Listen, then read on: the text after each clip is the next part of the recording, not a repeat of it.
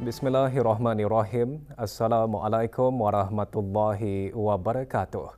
Kebawah Dulia Maha Mulia Paduka Seri Baginda Sultan Haji Hassanal Bolkiah Muizzaddin Wad Daulah Ibni Almarhum Sultan Haji Omar Ali Saifuddin Sa'dul Khairil Waddin Sultan dan Yang di-Pertuan Negara Brunei Darussalam dan Kebawah Dulia Maha Mulia Paduka Seri Baginda Raja Isteri Pengiran Anak Hajah Saleha binti Almarhum Pengiran Pemanca Pengiran Anak Haji Muhammad Alam petang kemarin berkenan berangkat ke Kuala Lumpur, Malaysia bagi mengadakan keberangkatan negara dan menghadiri perundingan tahunan kedua-kedua kerajaan ke-24 yang berlangsung pada 3 hingga 4 Ogos 2023. Mengiringi keberangkatan Kebawah Dulia Maha Mulia Paduka Seri Baginda Sultan dan Yang di-Pertuan Negara Brunei Darussalam dan Kebawah Dulia Maha Mulia Paduka Seri Baginda Raja Isteri ialah Yang Teramat Mulia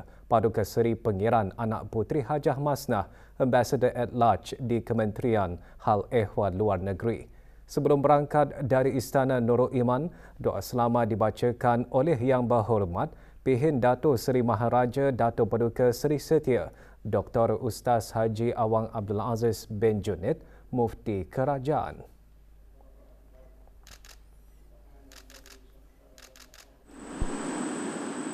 Berangkat di hangar penerbangan Kebawah Dulia Maha Mulia bagi menyembahkan selamat berangkat, ahli-ahli kerabat diraja berangkat sama dan hadir pengiran-pengiran ceteria, menteri-menteri kabinet, ahli-ahli Majlis Mesyuarat Diraja, timbalan-timbalan menteri, Pesuruhjaya Pasukan Polis Diraja Brunei, Pemerintah Angkatan Bersenjata Diraja Brunei dan pemangku Pesuruhjaya Tinggi Malaysia ke Negara Brunei Darussalam.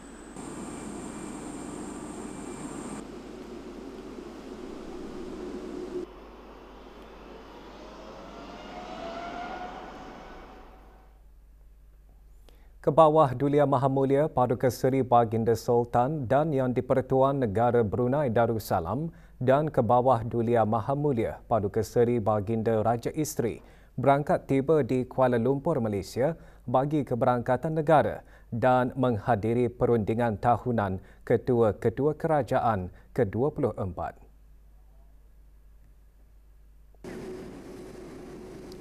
Keberangkatan tiba Kebawah Dulia Maha Mulia dan Kebawah Dulia Maha Mulia Paduka Seri Baginda Raja Isteri di Pangkalan Udara Subang dijunjung oleh Yang Amat Mulia Tengku Arif Bendahara Tengku Muhammad Iskandar Riayatuddin Shah Ibni Al-Sultan Abdullah Riayatuddin Al-Mustafa Billah Shah, Yang Amat Mulia Tengku Arif Temenggung Pahang Tengku Fat Muazzam Ibni Almarhum Sultan Haji Ahmad Shah Al-Musta'in Billah, Yang Amat Berhormat Datuk Seri Anwar bin Ibrahim, Perdana Menteri Malaysia dan isteri Yang Amat Berbahagia Datuk Seri Dr. Wan Azizah binti Ismail, Yang Berhormat Senator Datuk Seri Diraja Dr. Zamri Abdul Kadir, Menteri Luar Negeri Malaysia, Yang Berhormat Senator Datuk Setia Dr. Haji Muhammad Naim bin Haji Mokhtar, Menteri di Jabatan Perdana Menteri selaku Menteri Pengiring dan Isteri, dan Tuan Yang Terutama Datuk Raja Reza bin Raja Zaib Shah, Pesuruhjaya Tinggi Malaysia ke Negara Brunei Darussalam serta isteri. Juga hadir Tuan Yang Terutama Brigadier Jeneral Bersara Datuk Paduka Haji Mahmud bin Haji Saidin, Pesuruhjaya Tinggi Negara Brunei Darussalam ke Malaysia dan isteri. Negara Brunei Darussalam dan Malaysia telah menjalinkan hubungan diplomatik sejak bulan Januari 1984 Kedua-dua negara menikmati hubungan kerjasama dua hala yang erat dan mesra dalam pelbagai bidang berkepentingan termasuk perdagangan dan pelaburan, pertahanan, pendidikan, pelancongan dan kesaling hubungan serta kesihatan. Kali terakhir, perundingan tahunan kedua-kedua kerajaan diadakan pada 5 April 2021 di Bandar Seri Begawan.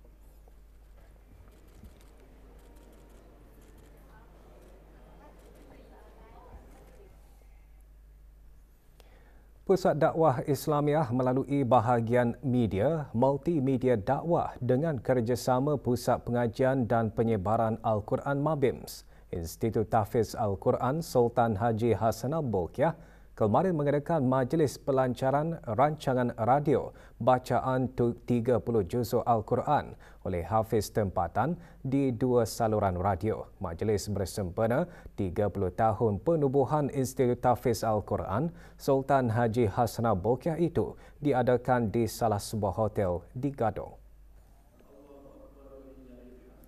Pelancarannya disempurnakan oleh Yang Berhormat Pihin Udana Khatib Datuk Paduka Seri Setia Ustaz Haji Awang Badaruddin bin Pengarah Datuk Paduka Haji Awang Othman, Menteri Hal Ehwal Agama. Pelancaran adalah untuk memberigakan rancangan radio baharu kelolaan Pusat Dakwah Islamiah Kementerian Hal Ehwal Agama melalui saluran radio Al-Quran 89.1 FM dan 99.7 FM. Bacaan audio secara muratal 30 juzuk Al-Quran disiarkan 24 jam sehari.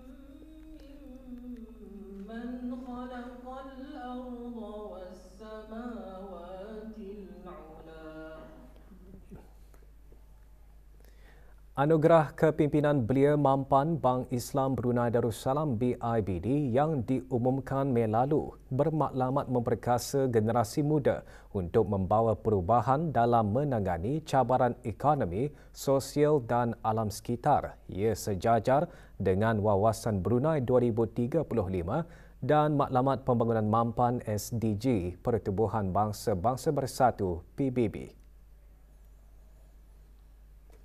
Majlis penyampaian hadiah kepada para pemenang anugerah disempurnakan oleh Yang Berhormat Datuk Seri Setia Awang Haji Nazmi bin Haji Muhammad, Menteri Kebudayaan Belia dan Sukan.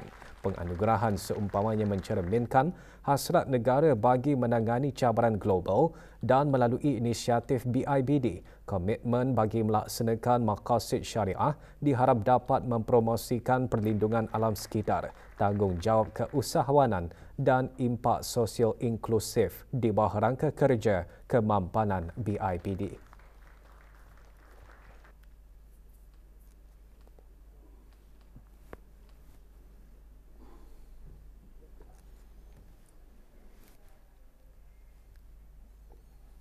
Beberapa individu ditahan kerana terlibat dalam kegiatan pencurian bekalan elektrik dan pendawaian haram bagi kegiatan perlombongan mata wang kripto di bawah Akta Keselamatan Dalam Negeri Penggal 133, iaitu mendapatkan bekalan elektrik secara haram dengan cara melencongkan pendawaian, mengganggu dan pendawaian elektrik memintas meter. Beberapa individu turut disiasat oleh pasukan polis Diraja Brunei kerana didapati terlibat dalam kegiatan yang sama. Mereka ditahan semasa operasi bersepadu yang dijalankan oleh beberapa agensi keselamatan dan penguatkuasaan iaitu Jabatan Perkhidmatan Elektrik, Otoriti Elektrik Negara Brunei Darussalam, Pejabat Peguam Negara, Pasukan Polis Diraja Brunei, Jabatan Keselamatan Dalam Negeri, Jabatan Kastam dan Eksais Diraja dan Jabatan Bomba dan Penyelamat. Individu berkenaan boleh dikenakan denda tidak lebih RM50,000 atau penjara bagi tempoh tidak melebihi 3 tahun atau kedua-duanya sekali atas kesalahan di bawah Akta Elektrik Penggal 71. Kegiatan sindiket ini juga mengakibatkan orang ramai terdedah kepada risiko bahaya kebakaran, gangguan saluran bekalan elektrik, menyebabkan kerugian besar dan berpotensi menyebabkan kerosakan kepada infrastruktur.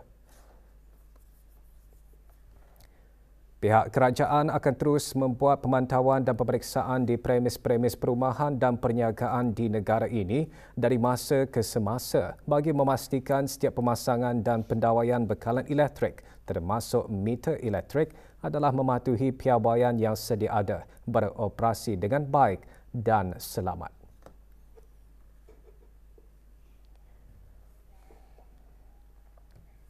Jabatan Penerangan meneruskan program Semarak Jabatan Penerangan sempena sambutan ulang tahun Hari Keputeraan ke bawah Dulia Maha Mulia Paduka Seri Baginda Sultan dan Yang di-Pertuan Negara Brunei Darussalam ke-77. Program diadakan kemarin di Kompleks Dewan Kemasyarakatan Pekan Bangar Temburong. Hadir Datuk Seri Paduka Awang Haji Sufian bin Haji Sabtu, Timbalan Menteri di Jabatan Perdana Menteri. Program diisikan dengan ceramah bertajuk Maqasid Syariah dan Kepimpinan ke bawah Dulia Maha Mulia. Juga diadakan pameran mini fotografi, kendalian unit fotografi Jabatan Penerangan yang merakamkan detik-detik istimewa semasa Majlis Ramah Mesra bersama rakyat di daerah Temburong baru-baru ini.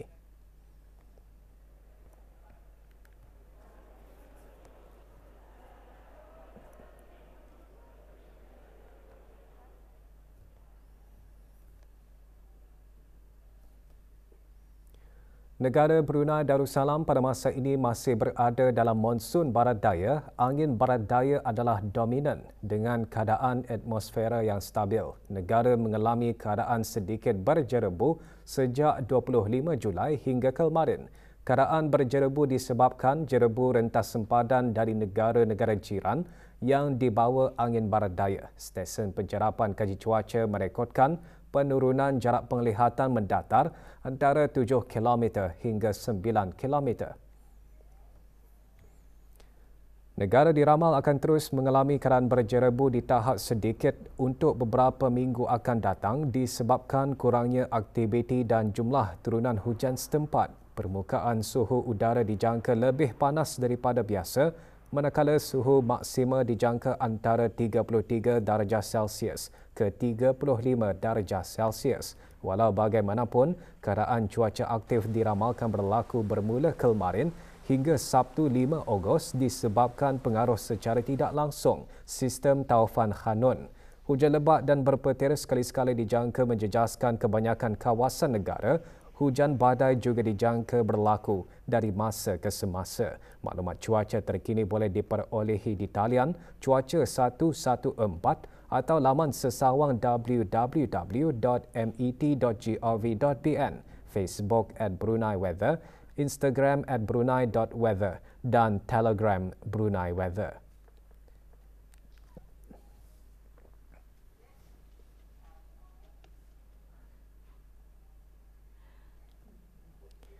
Melahirkan belia cemerlang antara hasrat negara untuk mempunyai masa depan yang lebih cerah dan terjamin. Belia masa depan adalah belia yang holistik, bukan sahaja cemerlang dalam pendidikan, sahsiah dan kerohanian, tetapi juga berkemahiran, inovatif dan kreatif sejajar dengan kepesatan kemajuan pelbagai bidang.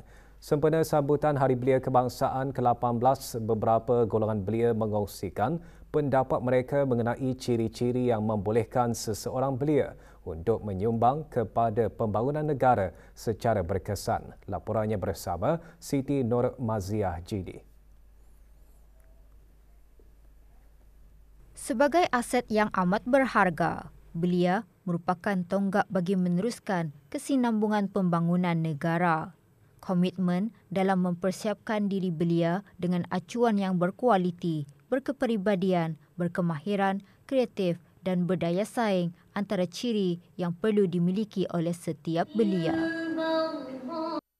Hendaklah mereka ini berusaha untuk dalam apa jua bidang yang diceburi, kerana dengan rajin berusaha itu maka akan terhasillah suatu kerja yang berkualiti pada setiap diri belia itu.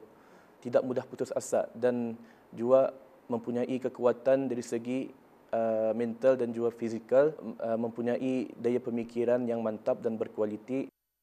Mempunyai kepakaran ataupun having the skills of especially towards digital literacy at this modern day and age, mempunyai integriti yang tinggi dan juga passion is quite important as well.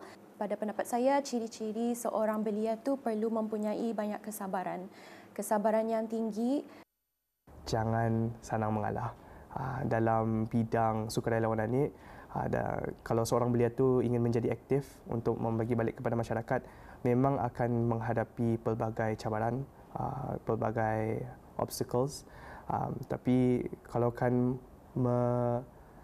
mencapai kesan yang berpanjangan, tidak dapat senang mengalah. Mesti orang tahan lasat lah. Strategi untuk mempersiapkan belia siaga masa depan merupakan tanggungjawab secara bersepadu antara pihak kerajaan, swasta dan pertubuhan awam NGO sebagai agenda utama dalam pembangunan negara. Mempertajam, meneroka serta menyelahkan kemahiran dan potensi belia siaga masa depan menjadi strategi negara bagi melahirkan golongan yang bertanggungjawab. Penyediaan dasar belia negara dan strategi merupakan bukti kesejahteraan dan kehendak belia terpelihara dan sekaligus memacu inisiatif dan semangat belia untuk menggerakkan kemajuan negara. Siti Nurmazia Jini melaporkan untuk Berita RTB.